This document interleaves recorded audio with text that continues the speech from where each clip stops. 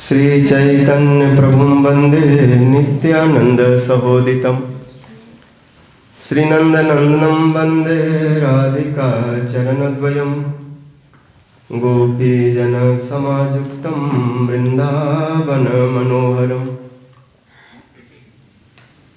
महाविष्णु जगत्कर्ता माया सृजतद तस्य अवतारेवायम् अद्वैताचार्येश्वर अद्वैतं हरिनाद्वैतम् आचार्यं भक्ति संसनात् भक्तावतारमीशं तम् अद्वैताचार्यम् अहं भजे। श्री कृष्ण चैतन्य प्रभु नित्यानंद श्री अद्वैत गदाधर श्रीवासादि गौर भक्तवृंद। हरे कृष्णा कृष्ण कृष्ण हरे हरे, हरे राम राम राम हरे हरे। सर्वाग्रे मध्य गुरुपाद पद्म नितला पृष्ठ ओम विष्णुपाद अष्टोत्तर सहस्र भक्ति जीवन जनार्दन गोसाई महाराज नितला पृष्ठ ओम विष्णुपाद अष्टो भक्ति वेदांत नारायण गोसाई महाराज तथा समस्त रूपानुग वर्गों के चरणों में अनंत कोटि दंडवत प्रणाम करते हैं की कृपा की प्रार्थना करते। उपस्थित समस्त दंडीपादगण वैष्णव जन मातृ जन सभी के प्रति वंदन अभिनंदन। आज वैष्णव महाविष्णु श्री अद्वैताचार्य जी की आविर्भाव तिथि शुक्ल सप्तमी, माघ मास शुक्ल पक्ष सप्तमी तिथि।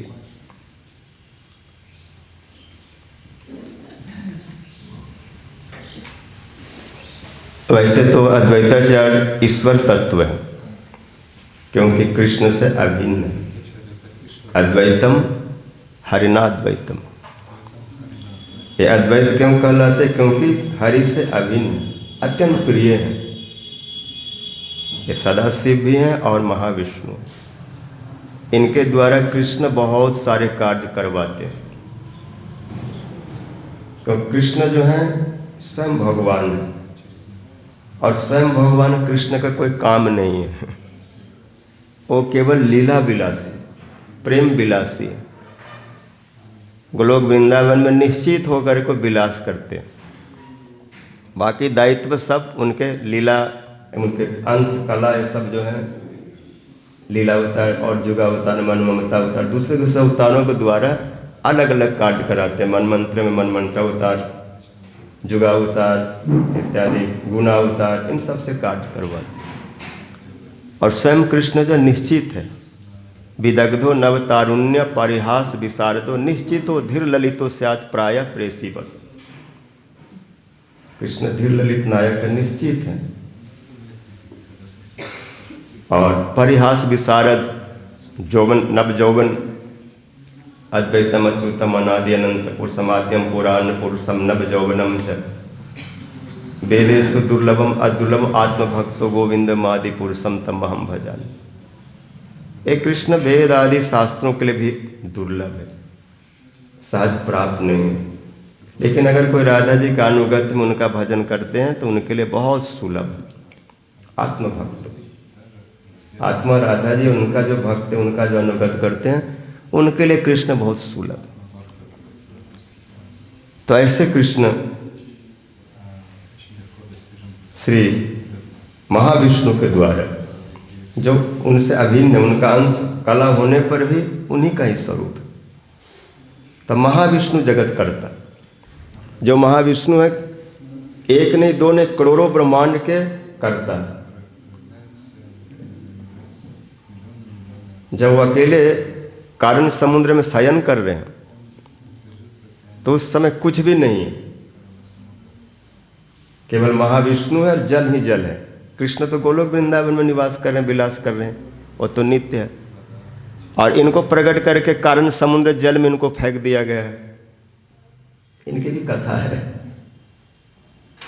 ये अंड से प्रकट हुए हैं। पंचरात्र आदि में वर्णन आता है पुराणों में। ये अंड जो है राधा जी का ही अपना स्वरूप है, उन्हीं से प्रकट हुआ है अंड, जो महाविष्णु जी से प्रकट हुए। इसलिए एक प्रकार से राधा जी के पुत्र हैं। किंतु राधा जी विलास में इतना थे कि उस अंड को ऐसे ठुकरा दिए और जल में उसको धकेल दिए। इसलिए इन्होंने भी शायद कुछ ऐसा उनको कहा कि आपको कोई ऐसा संतान आदि नहीं होंगे, क्योंकि संतान के प्रति आपका ऐसा प्रेम नहीं है। श्री राधा जी जो है उनका कोई संतान आदि वर्णन नहीं आता, उन स्वयं का कोई पुत्र आदि। किंतु महाविष्णु उन्हीं से प्रगट है, कृष्ण के एक प्रकार के पुत्र, बहुत शक्तिशाली, करोड़ों करोड़ों ब्रह्मांड को जो धारण करते, कितना बल होगा। इसलिए कहते जस्सैक निवसित काल मथावलंब जीवंती लोम बिलजा जगदंडनाथ विष्णु महान यह जस्स कला विशेषो गोविंद मादि पुरुषम तमहम भजा। जस्सैक निवसित काल मथावलंब, एक श्वास जितना देर छोड़ते हैं, उनका श्वास हमारे जैसे नहीं है कि 5 सेकंड में अंदर 2 सेकंड में बाहर। हम तो 2-2, 3-3 सेकंड में बाहर भीतर श्वास ले लेते हैं, लेकिन वो श्वास जो लेते हैं तो युग निकल जाता है, और छोड़ते भी है तो कई युग बीत जाते हैं, इतनी लंबी उनकी श्वास है, कई कल्प बीत जाते हैं। कितने ब्रह्मा उसमें जन्म जाते हैं और कितने मर जाते हैं, कितने प्रलय में चले जाते हैं। तो जितना काल तक वो श्वास लेते हैं, श्वास को छोड़ते हैं, उतना काल तक ब्रह्मांड प्रकट होता है, और जितना समय वो लेते उतना समय तक वो प्रलय में चले जाते हैं। व्यक्तम अव्यक्तम काल वेग, इसलिए कहते जस्सैक निवसित काल मथावलंब जीवंती लोम बिलजा जगदंडनाथ।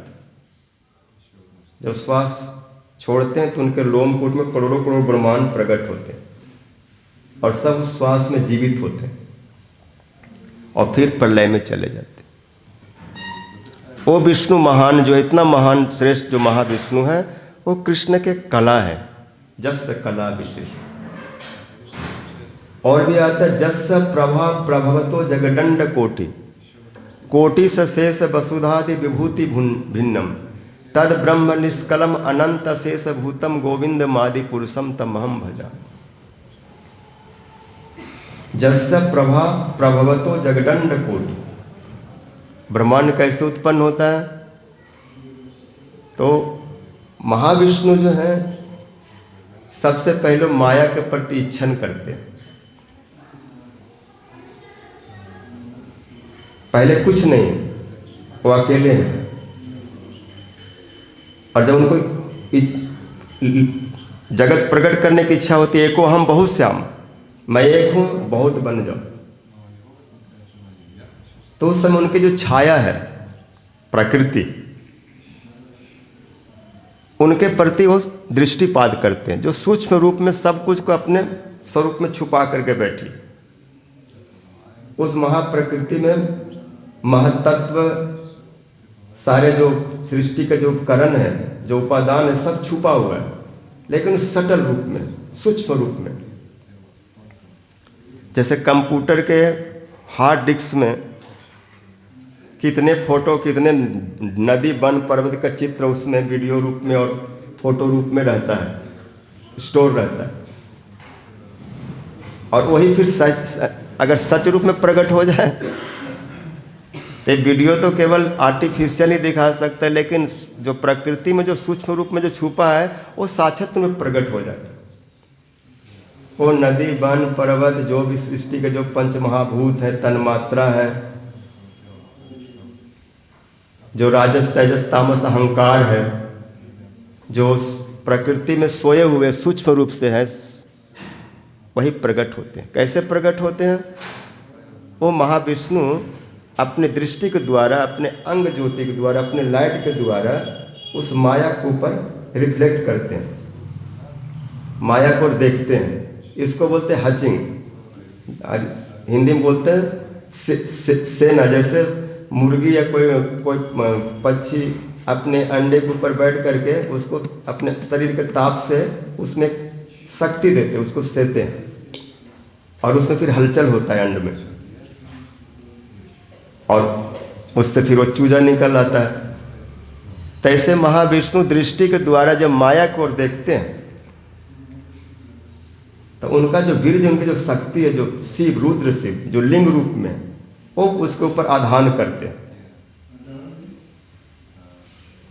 बस सुन लो,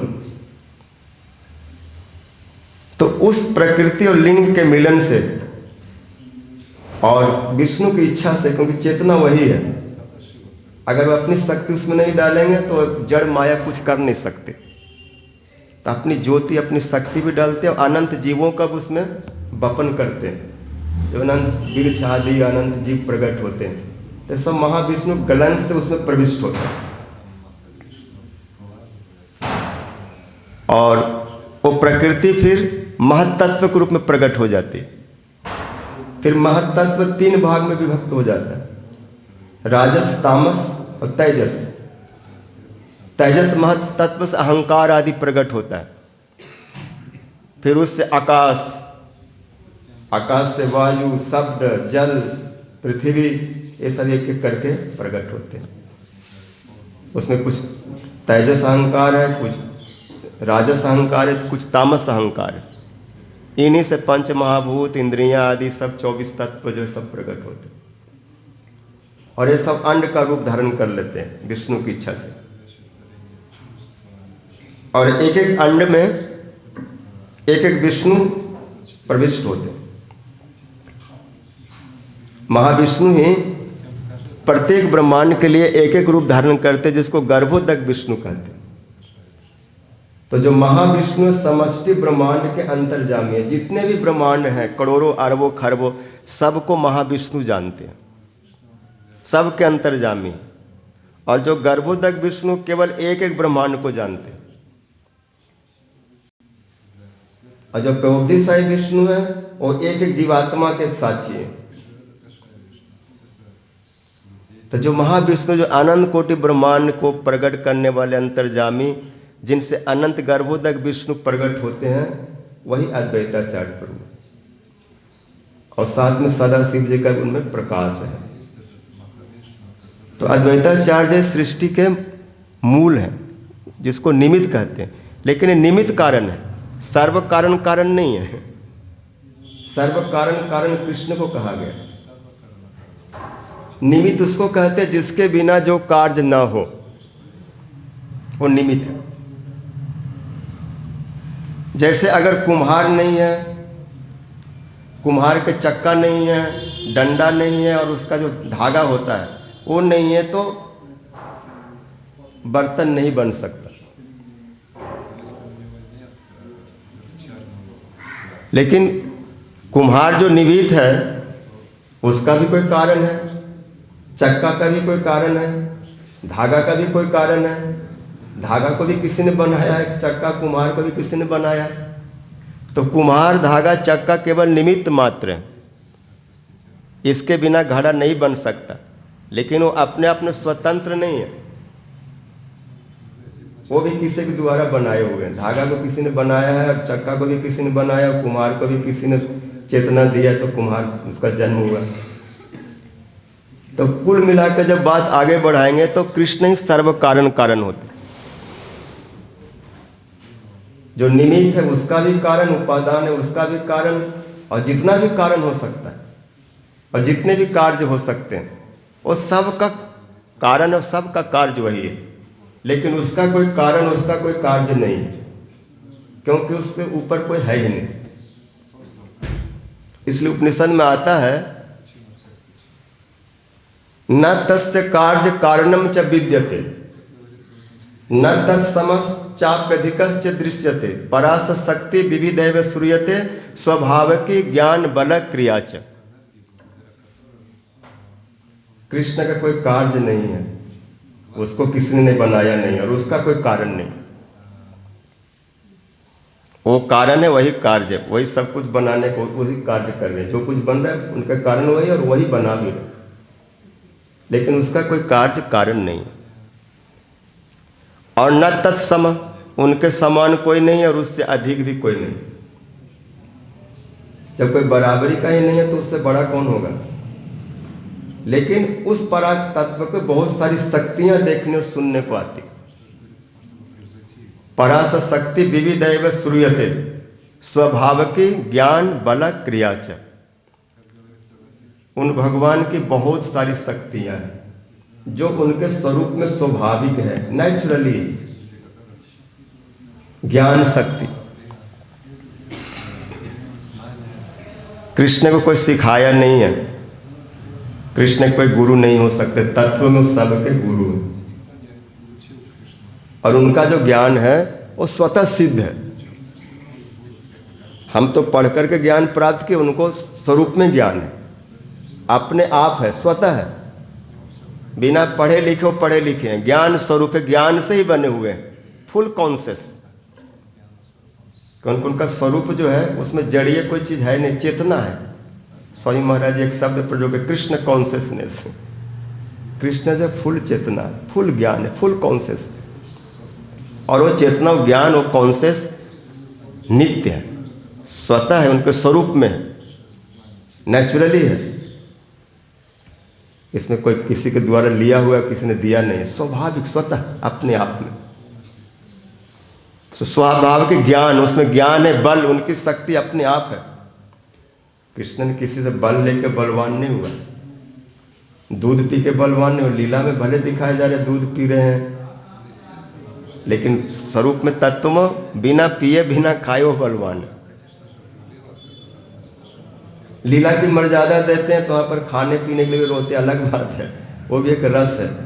लेकिन तत्व में उसको कोई सिखा नहीं सकता और उसको कोई बल नहीं दे सकता, स्वयं ज्ञानी है, स्वयं बलवान है। लेकिन लीला में देखा जाता है कि इतने बड़े ज्ञानी को भी गोपियाँ सिखा देती हैं, उनको हरा देती हैं।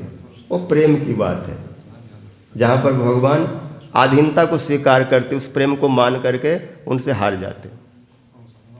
और स्वाभाविक क्रिया, स्वाभाविक बला ज्ञान क्रिया चाहिए। स्वाभाविक क्रिया का मतलब है कि वो अविक्रिय हैं, कुछ नहीं करते अपने स्वरूप में, लेकिन वो जो कुछ चाहेंगे उनकी शक्ति कर देती। कृष्ण बैठे हैं और संकल्प आया कि एक ऐसा महल बन जाए, एक ऐसा कुछ हो जाए जो उनके मन में आता है, और जैसे संकल्प करते वैसा बन जाता है। हम संकल्प करके कुछ नहीं बना सकते। संकल्प करेंगे तो पहले इसको ड्राइंग करेंगे, फिर ड्राइंग करने के बाद में फिर मिस्त्री लेबर सब बुलाएंगे, उसमें इंजीनियर सब लगेंगे, फिर मटेरियल लाएंगे, सब पानी सीमेंट सब लाने के बाद कुछ बनेगा। लेकिन वो केवल संकल्प इच्छा करते हो, शक्ति चुटकी में बना देते हैं, मेरिकल, अचिंत्य। और ये सब कृष्ण में स्वाभाविक है। तो जो सृष्टि के संकल्प करते हैं तो महाविष्णु उनके स्वरूप से प्रकट होकर के कार्य करते, जब इस सुने। और महाविष्णु जो कार्य करते हैं, इसको निमित्त कारण बोला गया है। और निमित्त कारण भी मूल कारण नहीं। निमित्त उसको कहते जिसका बिना जो कार्य न हो, उस समय उसकी अनिवार्यता है, लेकिन उसको अपने आप में स्वयं कारण नहीं, उसका भी कोई कारण है। और उपादान जो सब तत्व जो है, महाभूत आदि उपादान है, तो निमित्त और उपादान दोनों कृष्ण ही मूल कारण दोनों का। लेकिन अभी सृष्टि में जो कार्य हो रहा है उसमें निमित्त और उपादान को लिया गया। तो महाविष्णु जो है निमित्त है, और उसमें शिव जो है वो भी निमित्त का काम करते हैं, और जो माया है उपादान है। और दोनों मिल करके निमित्त उपादान के माध्यम से जगत को प्रकट करते हैं। इसलिए अद्वैताचार्य समर्थशाली ईश्वर है। विश्व को बनाना, इतना चमत्कार इसमें प्रकट करना, ये भगवान ही कर सकते। इसलिए उनको ईश्वर कहा गया। माया के द्वारा सृष्टि करते हैं और कृष्ण के अत्यंत प्रिय हैं। किस लिए? सृष्टि करने कारण नहीं, सृष्टि तो कर, वो तो प्रिय है, लेकिन उससे अधिक इसलिए प्रिय है कि सारे जीवों को कृष्ण के पास भेज रहे हैं। उन्होंने जो खेती किया, जो सृष्टि किया, और उससे जो फसल तैयार हुए, वो सबको भगवान के पास सेवा के लिए भेजते हैं, अपने भोग में नहीं लगाते। इसलिए आचार्य है। अद्वैतम हरिना अद्वैतम आचार्यम भक्ति संसना। कृष्ण से अधीन होने के कारण अद्वैत है, और आचार्य इसलिए है क्योंकि भक्ति की महिमा प्रशंसा करते। जो गुरु, जो आचार्य कृष्ण भक्ति में नहीं लगाता, कृष्ण भक्ति की शिक्षा नहीं देता, वो गुरु नहीं। वो आचार्य आचार्य नहीं है, क्योंकि आचार्य का काम है स्वयं आचरण करते हुए ऐसा जीवों को भी सिखाए। आपन आचार्य धर्म जीवे सिखाए, आपन आचार्य धर्म सिखाने न जाए। केवो करे आचार और केवो करे प्रचार। कोई आचार करता है, कोई प्रचार करता है, लेकिन महाप्रभु दोनों काम करो। आचार प्रचार नामे तुम्हें कर दुई कार्य, तुम इस सर्वगुरु तुम इस जगत तेरे आर्ज। इसलिए अद्वैताचार्य है भक्ति की जगत में स्थापना करते। अद्वैताचार्य आए तभी भक्ति के यहाँ पर प्रवाह हुआ। प्रगट लीला में देखने को आता है कि उनके पाठशाला में विश्वरूप प्रभु आते हैं। इनका जन्म जो है आजकल श्रीहट जो बांग्लादेश में है, और श्रीहट के अंतर्गत एक गांव का नाम है नवग्राम, वहीं पर इनका जन्म हुआ। पिता कुबेर पंडित, माता नाभा देवी, नाभा, और वहाँ से चले आए शांतिपुर, और नवद्वीप में भी मायापुर में इनका अपना स्थान है, टोल है, जहाँ पर पढ़ाते हैं, शिक्षा देते हैं भक्ति की। जो श्रीवास आंगन है उसी के क्षेत्र में उनका स्थान है, अभी भी दर्शन कर सकते।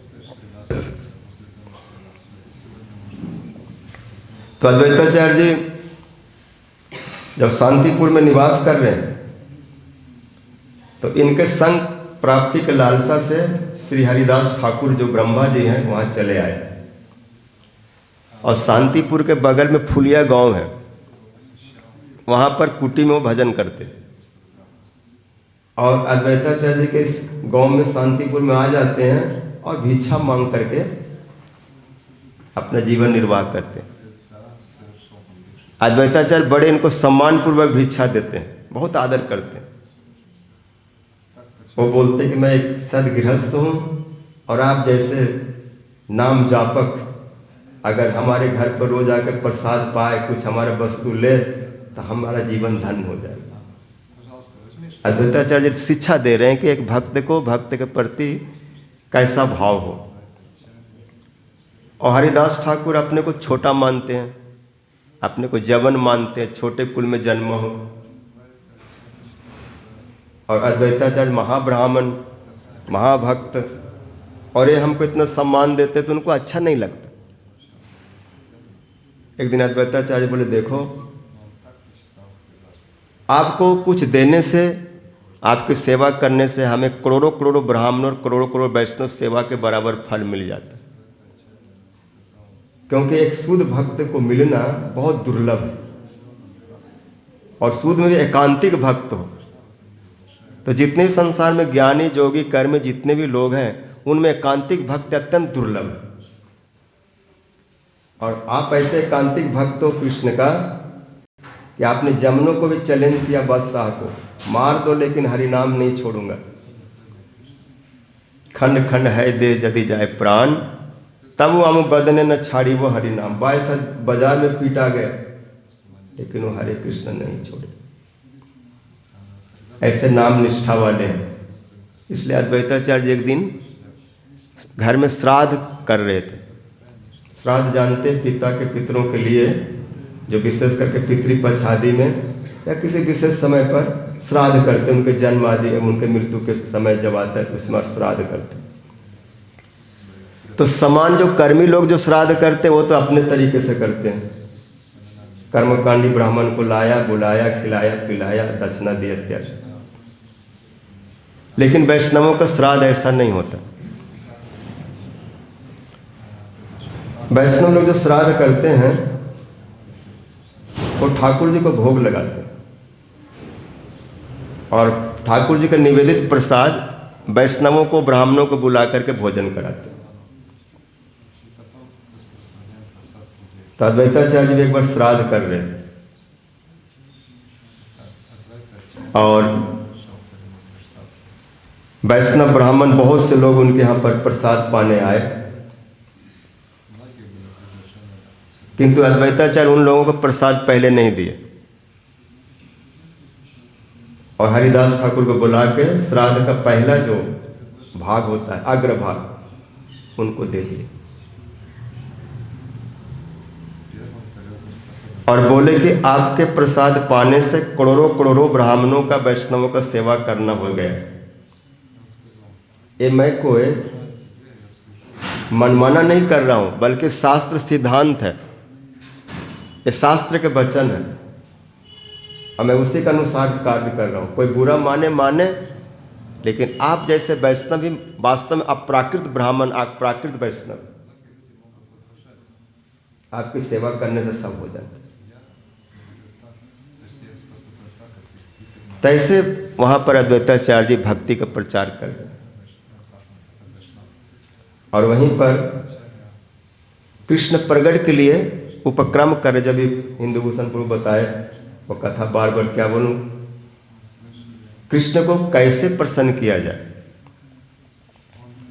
शास्त्रों में कृष्ण प्रसन्नता के लिए बहुत सारी बातें बताई गई, लेकिन विष्णु पुराण में एक जगह पर उन्होंने एक श्लोक को देखा जिसमें लिखा हुआ है कि कृष्ण तो इतने दयालु हैं कि थोड़ा मात्र से प्रसन्न हो जाते। और श्लोक था, तुलसी दल मात्रे न जलस्य चुलुकेन वा विकृत स्वात्मानम भक्ते भ्यो भक्त वत्सल।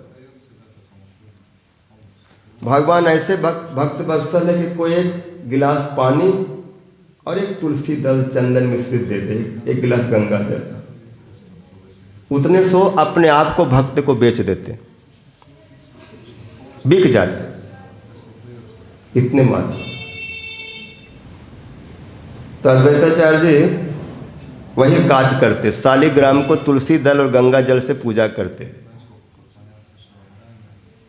और बाद में जल जो कुछ बच जाता है गंगा जल प्रवाहित कर देते और वही तुलसी दल प्रवाहित होकर सची माता के यहाँ मायापुर में चला है उल्टा, और उनको परिक्रमा कर रहे। मैया बार बार उस जल को हटा करके आचमन कर रही और अचानक एक तुलसी दल भी हाथ में आ गई और उसको पी गई, पता ही नहीं चला। अद्वैताचार्य देख के वो भी परिक्रमा करने लग गए और बोले यहीं पर मेरे प्रभु आए हैं, मेरा निवेदन को स्वीकार कर रहे हैं। तुलसी जी गौर हरि ले लिए और जब अद्वैताचार्य जी को पता चला कि सच्ची के यहाँ पर एक सुंदर बालक का जन्म हुआ तो आनंद मत हो गए। हरिदास ठाकुर को लेकर के बहुत जोर से नाचने लगे और तुरंत अपनी पत्नी सीता देवी को बोले कि आप जाओ, मैं कुछ दिन बाद में जाऊंगा, आज आप जाओ, क्योंकि आप स्त्री जाति के हैं, आप मैया के पास जा करके बहुत सेवा कर सकती। और सीता देवी जोग माया जो अद्वैत पत्नी, तो अद्वैत आचार्य भारजा जगत पूजिता आर्जा, नाम तार सीता ठाकुरानी, आचार्य आज्ञा पैया नाना उपहार लैया, देखी ते बालक शिरोमणि। सीता ठाकुरानी आचार्य का आदेश पाके बहुत सारे द्रव्य लेकर के, अंगूठी है, बेर है, काजल है, दर्पण है, स्वर्ण के हार है, इत्यादि इत्यादि। बाघ के नख का श्रृंगार है जो गले में झुला देते, किसी का बुरी नजर न लगे, बालक को नजर न लगे, वो सब लेके गई। एक शुद्ध वात्सल भाव और ये सब उपहार दिए और पूजा किए। सची माता ने भी इनका पूजा किया। बाद में अद्वैताचार्य भी चले आए और विश्वरूप इनके यहाँ पर आते हैं, इनके पाठशाला में। जब भी अद्वैताचार्य सबको शिक्षा देते, लेकिन विश्वरूप जी जब जाते हैं तो इनकी पाठशाला में वो अपनी कथा सुनाते, क्योंकि नित्यानंद जी का प्रकाश है, स्वतः सिद्ध ज्ञान है और विश्वरूप भक्ति का वहाँ पर स्थापना करते हैं। और जब इनके मुंह से भक्ति की बात सुनते हैं तो अद्वैताचार्य इनको गले लगा लेते, घंटों तक गले लगा के रखते हैं। और कहते कि मैं धन्य हो गया, अगर ऐसा एक दो और मेरे पास आ गए तो पूरा विश्व को उद्धार हो जाएगा। उस समय निमाई वहाँ आते हैं रोज भाई को बुलाने के लिए, भोजन हो गए, मैया बुला रही है, और निमाई को देख करके अद्वैताचार्य जी बिल्कुल ध्यानस्थ हो जाते और कहते बालक क्या है, इसको देख करके मेरा मन ऐसा क्यों हो जाता है, मैं मोहित क्यों हो जाता हूँ, मैं सब कुछ भूल क्यों जाता हूँ। जब वो नाचते हुए आते, सुंदर लाला सचिर दुलारा नूपुर रुनु झुन चरणन में, तो अद्वैताचार्य सब व्याकरण में, इतिहास भूगोल जो पढ़ा रहे होते सब भूल जाते और उनको लगता है सबका फल सामने आ गया, उसमें मन उलझ जाता है। विश्वरूप सन्यासी हो गए बाद में, और निमाई को भी इसी तरह की स्थिति हो गई, वही सन्यासी बने। तो सची मैया उस समय जो बोले, बीच में बोले कि पहले तो उसको पढ़ा के बिगाड़ा और अब निमाई को भी ऐसे कुछ पढ़ा रहा है। तो जब श्रीवास आंगन में नृत्य हो रहा था तो महाप्रभु जी भाव में आकर सबको अपना स्वरूप दिखा रहे, मैं कौन हूँ सब देख लो। अद्वैताचार्य को भी बुलाए, कमलापति किसी को भेज करके, वो आए लेकिन नंदाचार्य भवन में आकर के रह गए, जहाँ पर निताई निमाई का मिलन हुआ स्थान में। महाप्रभु जी बोले वहाँ से उसको बुला के लाओ, वो मेरी परीक्षा कर रहा है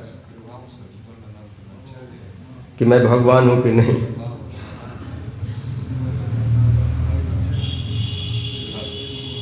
तो वो फिर हंसते हुए आए और महाप्रभु जी उनको अनेक रूप दिखाए, राम नृसिंह बावन सब मेरे पास है, देखो मैं ही सब हूँ। सब भक्तों को दिखलाए, जो जिस भाव वाले, जिस रस वाले थे, उनको उसी का अनुरूप सब दर्शन कराए। श्रीवास को नारायण रूप में दिखाए चतुर्भुज, मुरारी को राम रूप में दिखाए, जो जैसा भक्त थे। तो श्रीवास बोले आपने सबको दिखाया, अपने मैया को भी दिखा दो। मैया इतना बैठी हुई आपको देख रहे, लेकिन वो तो कुछ नहीं देख पा रहे। वो कहती मुझे कुछ नहीं दिखता।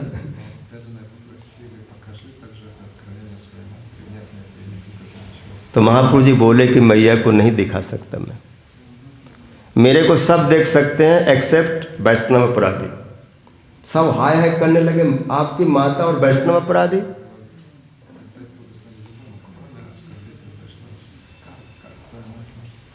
कोई वैष्णव अपराधी भी क्या आपके माता हो सकते हैं?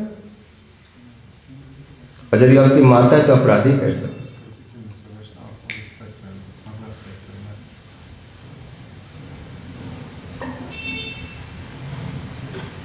महाप्रभु जी बोले कि मैं पक्षपात नहीं कर सकता, जो जिसका अपराध है उसको तो मार्जन करना पड़ेगा। मेरी माँ है इसलिए मैं छोड़ दूं तो पक्षपात हो जाएगा। माता का स्मरण है, उन्होंने अद्वैत को द्वैत कहा, और अद्वैताचार्य महावैष्णव है। जैसे मैया ने सुना कि मेरे द्वारा अद्वैताचार्य के प्रति अपराध हो गया, वो भागी भागी आए अद्वैताचार्य के पास, हाथ जोड़ने लगे। अद्वैताचार्य भागने लगे, मैया या क्या कर रही हो? आप तो हमारे बाप के मैया हो, आप तो हमारे मैया के भी मैया महापूज्य हो, और आप क्या अपराध करेंगे? वो हंसने लगे। आप तो जगत जननी है, और माता का अपराध बेटा थोड़ी लेता है। ऐसे बोलते बोलते अद्वैताचार्य आनंद में मूर्छित हो गए, बेहोश हो गए।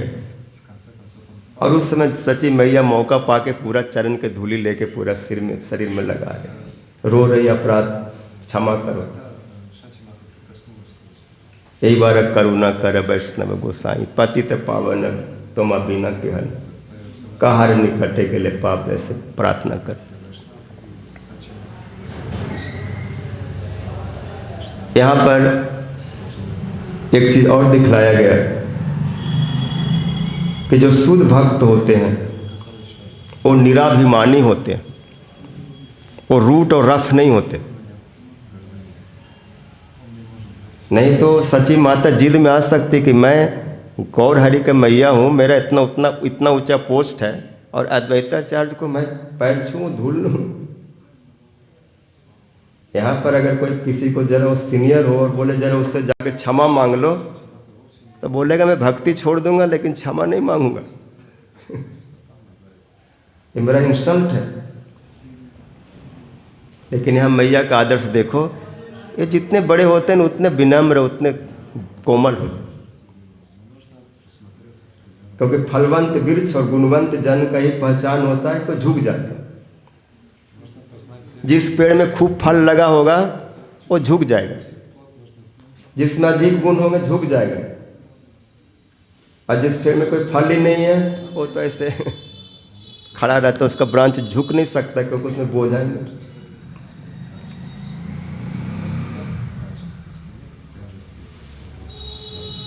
इस प्रकार मैया को भी महाप्रभु जी ने सब दर्शन कराए। अद्वैताचार्य महाप्रभु के सभी लीलाओं के साक्षी वैष्णव लोग की कथा बोलेंगे। मैं कितना देर बोल लिया? 1 घंटा? हाँ हाँ, जो और लोग बोलेंगे इसलिए अधिक न कहा के इतना कहूँगा कि अद्वैताचार्य महाप्रभु जी के सब लीला में साक्षी हैं। संकीर्तन प्रचार आदि में, निमाई निताई का मिलन में, संन्यास के बाद महाप्रभु शांतिपुर में आए हैं, वहाँ उन्होंने खूब सेवा किए। रघुनाथ दास ठाकुर, रघुनाथ दास गोस्वामी आए, उनका परिचय करवाए, क्योंकि इनके पिता जो हैं हिरण्य और गोवर्धन हमारी खूब सेवा करते हैं। अद्वैताचार्य के प्रार्थना पर महाप्रभु जी उन पर विशेष कृपा अनुग्रह किए, क्योंकि वैष्णव जब किसी को परिचय करा दे तो उन पर अधिक कृपा हो जाती। और जब महाप्रभु जी पुरी चले आए तो अद्वैताचार्य हर वर्ष पुरी में आते हैं, कोई साल नहीं छोड़ते, और अकेले नहीं, पूरे परिवार के साथ, पत्नी बच्चे सबको लेकर, और 4 महीना चातुर्मास में रहते हैं। रथ यात्रा से, गुरु पूर्णिमा से लेकर के कार्तिक शेष पर्यंत खूब सेवा करते हैं। महाप्रभु जी को बुला करके भोजन कराते हैं। और अच्युतानंद, उनके गोपाल और एक और है कृष्ण, 3 पुत्र बड़े कृष्ण मिश्र, ये अनुगत हैं। और जगदीश और बलराम और एक और कोई है अनंत, ये थोड़ा सा उल्टा है। इनकी धारणा है कि अद्वैताचार्य बड़े हैं, महाप्रभु जी उनके दास हैं, क्योंकि माधवेंद्र पुरी पाद के शिष्य, तो वो इस तरह से उसे सोचते हैं। लेकिन अच्युतानंद जो है, एक कहते हैं कि महाप्रभु का कौन गुरु हो सकता है? तो सब गुरु, जगत गुरु इत्यादि, क्योंकि महाप्रभु एक ही हैं, 2 नहीं। एक महाप्रभु और 2 प्रभुगण, 2 प्रभु सेवे महाप्रभु रे चरण। इस प्रकार से तीनों पुत्र जो है बड़े सारग्राही हैं, जिसमें अच्युतानंद सर्वश्रेष्ठ है। इस प्रकार अद्वैताचार्य प्रत्येक वर्ष आते हैं, चले जाते हैं, और महाप्रभु जी खूब करुणा दिखलाते, बोलते हैं कि मैं तो एक जगह पर ही बैठा रहता हूँ पूरी में, हिलता डोलता नहीं, और आप हो जो हमारे पास आते हो, सब कुछ लेकर के आते हो, पूरी सेवा करते हो, प्रचार करते हो, कीर्तन करते हो, स्नान नरेंद्र सरोवर आदि में सब लीला में साथ देते हो। इसके बदले में मेरे पास देने कुछ नहीं। ये मेरा खाली शरीर है और कुछ नहीं मेरे पास, क्योंकि मैं सन्यासी हूँ। इसलिए इस शरीर को मैं आपको दे रहा हूँ। ये मेरा शरीर जो है आपका है। अद्वैताचार्य को बोलते हैं। और आपको कभी कोई ज़रूरत पड़ा तो इसको बेच देना और अपना काम निकाल लेना, और मेरे पास कुछ नहीं, मेरे को बेच करके कुछ काम जरूरत पड़े तो करना, और मेरे पास कुछ देने को नहीं, मैं आपका बिका हुआ। अद्वैताचार्य रोने लगते हैं, उनके चरणों में गिरते हैं। एक बार शांतिपुर लीला में भी महाप्रभु जी बहुत सम्मान करते थे। एक बार उन्होंने अद्वैत का ज्ञान का प्रचार किया तो मानने गए, बोले आज मैं धन्य हो गया, आप हमारे पर जैसे लात घूसा चला रहे हो, आज मैं पवित्र हो गया, नहीं तो रोज हमारे धूल ही लेते थे। इस प्रकार अद्वैत महाप्रभु का अद्भुत अद्भुत लीला है। क्या शेष कर अभी करते हैं। जब अद्वैताचार्य चले आए तो जगदानंद पंडित जी एक बार आए थे शांतिपुर नवद्वीप, और अद्वैताचार्य से मिले तो अद्वैताचार्य ने उनको पहेली लिख के दिया, अब बोले महाप्रभु जी को दे देना। बड़ा अद्भुत पहेली है। पहले तो बोले कि आप उनके चरणों में मेरा करोड़ों नमस्कार कहना। अद्वैताचार्य जगदानंद को बोले कि पहले नमस्कार करना, हाँ 1 मिनट हो गया। और वो पत्र में लिखा था, बौल के कहिया लोग हैया छे बौल, बौल के कहिया और हाटे न बिकाए चौल, बौल के कहिया लोग हैया छे औल, बौल के कहिया कहिया छे बौल। कोई समझ नहीं पा रहे क्या बोल रहे हैं, क्या कह रहे हैं। महाप्रभु जी समझ गए। भक्ति विनोद ठाकुर जी लिखते हैं, मतलब आपने इतना प्रेम दिया जगत में कि सब पागल हो गए। बौल मतलब पागल, उन्मत्त। आज पूरा विश्व ब्रह्मांड सब काला गोरा उन्मत्त होकर के हरे कृष्ण कर। इसलिए उस बौल को, उस प्रेमी को, उस प्रेम उन्मत्त को कहना कि सब प्रेम में डूब गए। अब कोई जगह बचा नहीं प्रेम देने के लिए। अब जगत में हाट में चावल नहीं बिक रहा है, प्रेम अब नहीं बिक रहा है, क्योंकि प्रेम सब ले लिए। कंगाल उंगाल सब खा के नाच रहे हैं। इसलिए अब और इसका विस्तार करने की जरूरत नहीं है। आपका लीला का जो कार्य था, लीला आने का जो प्रयोजन था, वो संपन्न हो गया।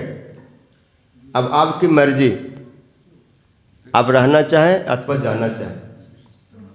ये बात एक प्रेमी ने, एक पागल ने कहा, एक पागल ने दूसरे पागल को कहा है, और पागल की बात कोई पागल ही समझ सकता है, प्रेमी की बात कोई प्रेमी ही समझ सकता है। महाप्रभु जी हंसने लगे। अब बोले बड़ा तंत्र विद्या में प्रांगत है द्वैताचार्य, ये शिव है ना, तो तंत्र मंत्र करके मुझको बुलाया, आवाहन किया, पूजा किया, अब पूजा होने के बाद हमको विसर्जन कर रहा है। अब रहो जाओ, काम हो गया। सारा जगत आज हरे कृष्णा कृष्णा कृष्णा हरे हरे, हरे राम सब कर रहे, कौन बचा हुआ है। इसलिए प्रेम का बाढ़ आ गया, सब नाम में डूब रहे हैं। आपका प्रयोजन सिद्ध हो गया। बोलो सचिनंदन गौर हरे की, दया कर सीतापति अद्वैत गोसाई, तब कृपा बले पाई चैतन्य निताई। हरे कृष्णा कृष्णा कृष्णा हरे हरे, हरे राम राम राम।